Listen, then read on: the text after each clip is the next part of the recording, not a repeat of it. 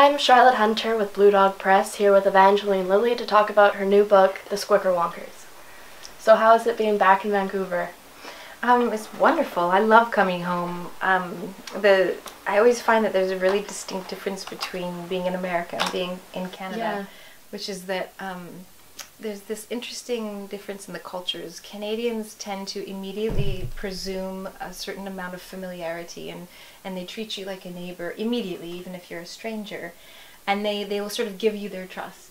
And then if you break it, then they'll pull it away again, and you've damaged something, but there is an innate sort of immediate friendliness and warmth. And in America, there tends to be more of a stranger danger attitude of like, if I don't know you, you're another, and I don't trust you, and I won't give you trust.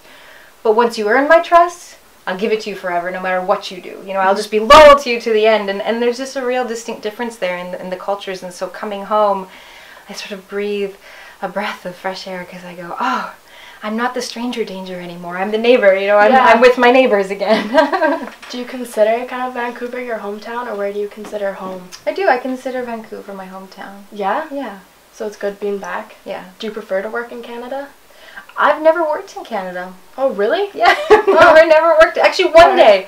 I worked 1 or 2 days. I asked the Hurt Locker production to come to Vancouver because they wanted to film during my Christmas holidays when I was working on Lost. And I was like, if I have to work over my Christmas holidays, then you're coming to me. Yeah. And I was in Vancouver with my family, so. Did that happen? It did. It happened. And it was so weird because I showed up on set and like half the crew members were people I knew from high school, or an ex-boyfriend was one of the grips, and it was really weird. Always. Since it's your first book, how did you like the publishing process? Not so much? It's awful. It's so hard. It's just so much work. I mean, the writing is just joy and bliss and wonderful. And I initially thought I would self-publish the book, and I went down that road, and I did self-publish about 1,000 copies and sold them all, and that went really well. And, you know, I was able to balance the books and do all that stuff. But I basically had spent an entire year trying to learn how to publish. And in that year, I hadn't done one scrap of writing. Ooh. And I realized this is silly. Why am I trying to learn to be a publisher when all I want to do is be a writer? So then I went through the next battle, which was trying to get a publisher to publish my book, which was surprisingly difficult. I think a lot of people would think, oh, well, you're an actress and you're already famous, so anybody would want to publish your book. Totally not the case. Everyone's response to The Squickerwonkers was the same. It's too sophisticated for children. It's too dark for children, and we won't go near it with a 10-foot pole. And even with agents, you know, I sort of approached some of the top children's literary agents, and either they were too busy and had their hands full, or they said it's just not really their type of material. It's such a niche thing. It's such a unique book that, in a way, it was breaking molds, and so I couldn't just bring it to people and say, here, it fits into this mold, just put it through the machine and it'll work. I think they looked at the piece and went, we're going to break our machines. You know, we don't know how to fit this in. So that was really hard. In the end, my publishers who I went with, Titan Books, they had originally turned me down. Really? And I wrote them back and I said, no, you're wrong. You're the right publishers for me. I know you are, and this is why. And I made them get on the phone with me, and I pitched them and pitched them and pitched them. And finally they said, we're going to publish your book just because you're so passionate about it. Oh, that's awesome. And that was kind of the main reason that they did in the end. And now they're pleasantly surprised because the book is actually doing well. Really well? Yeah. That's really good.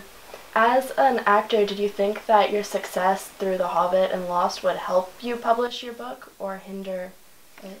I knew it would be a double-edged sword. Yeah. I think there's a lot of sort of frustration and fatigue over actors and their pet projects, you know, their little vanity projects, as people like to think of them.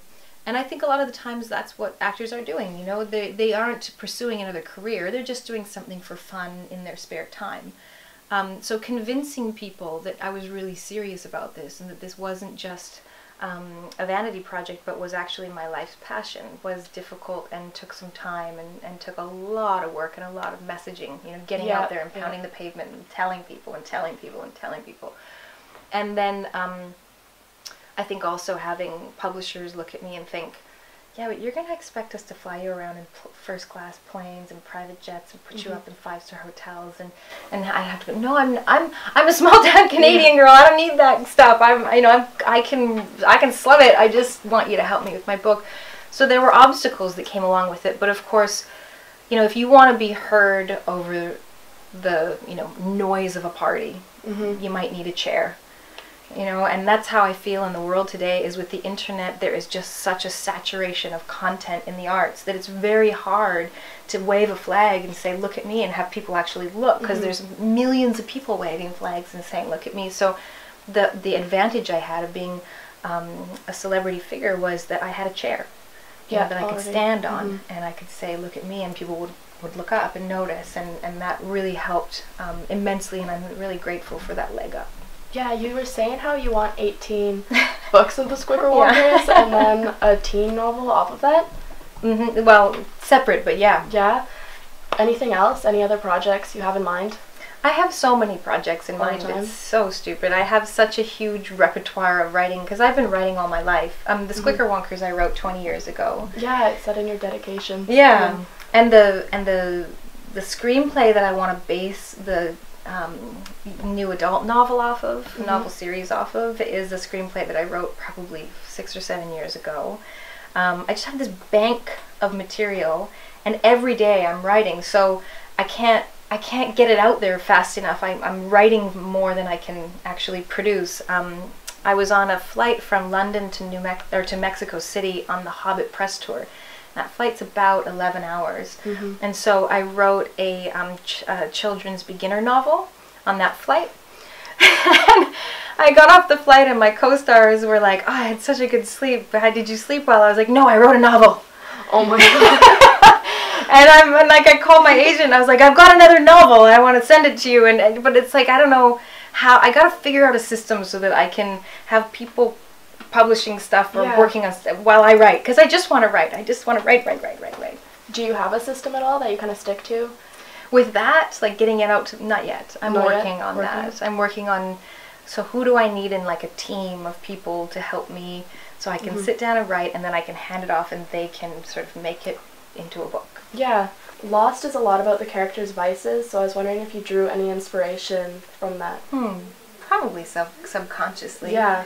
I think subconsciously we're drawing inspiration from everything we witness, especially art. It was fascinating to, when Johnny Fraser Allen and I, the illustrator of the Squicker Wonkers, and I had finished the book, or even like in later processes, we started to recognize all of these different influences that we were not conscious of that were coming out in the book.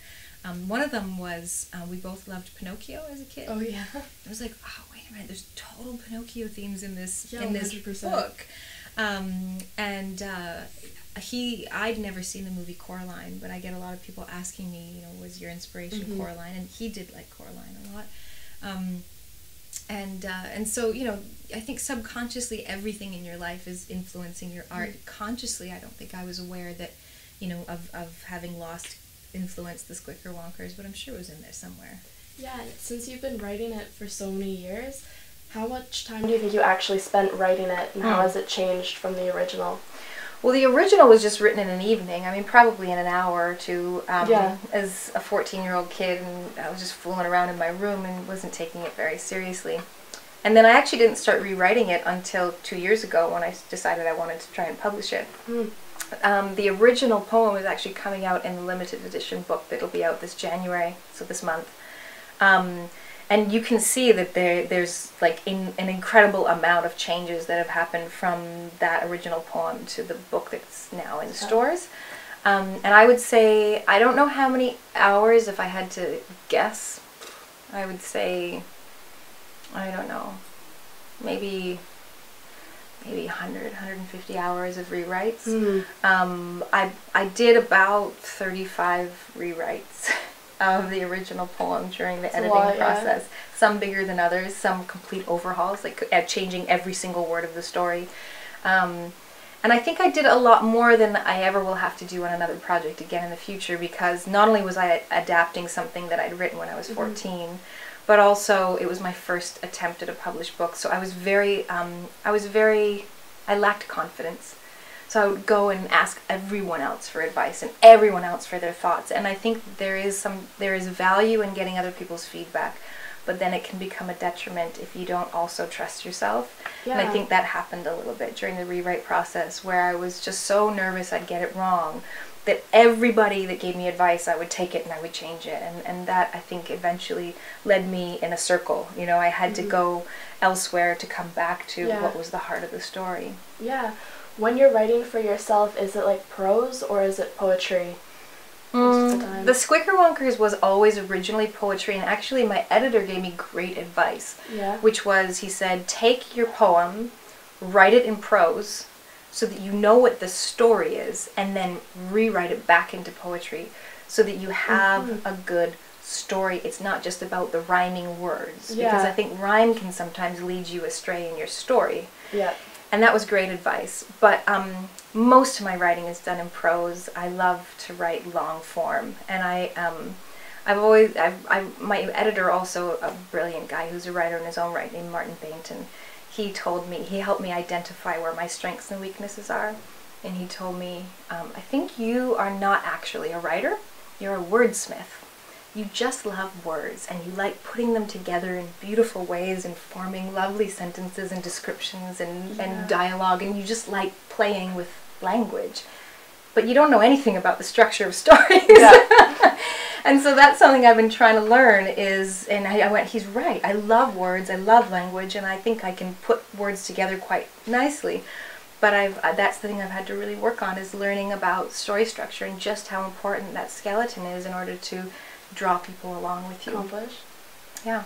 That's really interesting. Thank you so much. Thank you. Thank you. Yeah. Very natural interview. I'm very impressed.